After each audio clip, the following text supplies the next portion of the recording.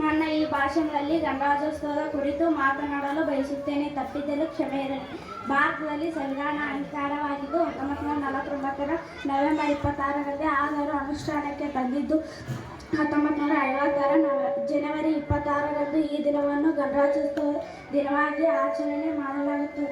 ಭಾರತದ ಸಂವಿಧಾನ ಜನರನ್ನು ಸಶಕ್ತಗೊಳಿಸಿದೆ, ಸರ್ವರಿಗೂ ಸಮಾನತೆ ಒದಗಿಸಿದೆ, ಮೂಲಭೂತ ಹಕ್ಕುಗಳನ್ನು ನೀಡಿದೆ, ಕರ್ತವ್ಯಗಳನ್ನು ನೀಡಿದೆ. ಭಾರತಕ್ಕೆ ಸಂವಿಧಾನವೇ ಬಹುದೊಡ್ಡ ಬಲ, ನಮ್ಮೆಲ್ಲರನ್ನು ರಕ್ಷಿಸುವ ಕಾನೂನು ಎಂದು ತಿಳಿಸುತ್ತಾ ನನ್ನ ಚಿಕ್ಕ ಭಾಷಣವನ್ನು ಮುಗಿಸುತ್ತೇನೆ. ನಾನು 8ನೇ ತರಗತಿಯಲ್ಲಿ ಓದುತ್ತೇನೆ.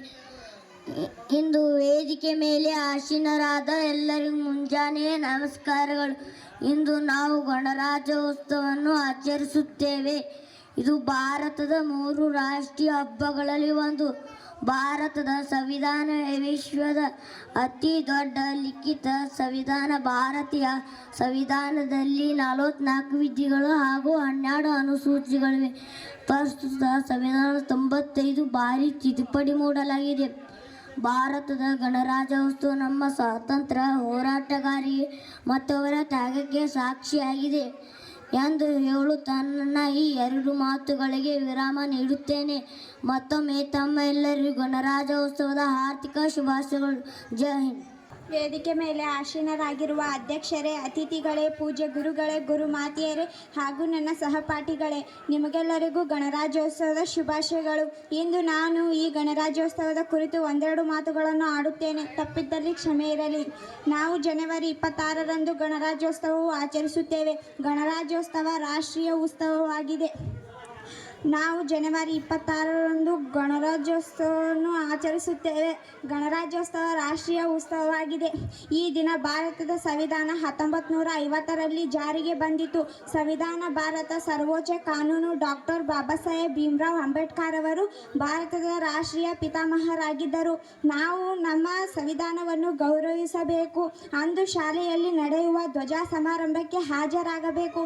ಜನಗಣ ಮನ ರಾಷ್ಟ್ರಗೀತೆಯನ್ನು ಹೇಳುತ್ತೇವೆ. ರಾಷ್ಟ್ರಧ್ವಜವನ್ನು ಮಕ್ಕಳು ಹಿಡಿದು ಸಂತಸ ಪಡುವವರು. ನಮ್ಮ ಸ್ವಾತಂತ್ರ್ಯ ಮತ್ತು ಸ್ವಾತಂತ್ರ್ಯ ಹೋರಾಟಗಾರರನ್ನು ಗೌರವಿಸಬೇಕು ಎಂದು ಹೇಳುತ್ತಾ ನನ್ನ ಭಾಷಣಕ್ಕೆ ವಿರಾಮ ನೀಡುತ್ತೇನೆ. ಜೈ ಹಿಂದ್, ಜೈ ಭಾರತ್ ಮಾತಾ. ವೇದಿಕೆ ಮೇಲೆ ಆಸೀನರಾದ ಅಧ್ಯಕ್ಷರೇ, ಅತಿಥಿಗಳೇ, ಪೂಜ್ಯ ಗುರುಗಳೇ, ಗುರುಮಾತೆಯರೇ ಹಾಗೂ ನನ್ನ ಸಹಪಾಠಿಗಳೇ, ನಿಮಗೆಲ್ಲರಿಗೂ ಗಣರಾಜ್ಯೋತ್ಸವದ ಹಾರ್ದಿಕ ಶುಭಾಶಯಗಳು.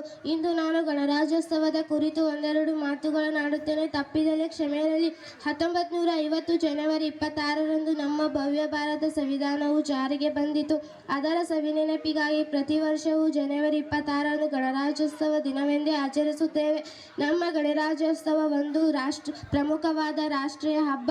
ಆ ದಿನದಂದು ಭಾರತೀಯರೆಲ್ಲರೂ ಜಾತಿ ಧರ್ಮ ಭೇದ ಭಾವಗಳನ್ನು ಮರೆತು ಎಲ್ಲರೂ ಸೇರಿ ಒಂದಾಗಿ ಅತ್ಯಂತ ಸಂಭ್ರಮ ಸಡಗರದಿಂದ ಆಚರಿಸುತ್ತೇವೆ. ನಮ್ಮ ಭಾರತದ ಸಂವಿಧಾನವು ಇಡೀ ಜಗತ್ತಿನಲ್ಲಿ ಅತ್ಯಂತ ದೊಡ್ಡ ಲಿಖಿತ ಸಂವಿಧಾನವಾಗಿದೆ.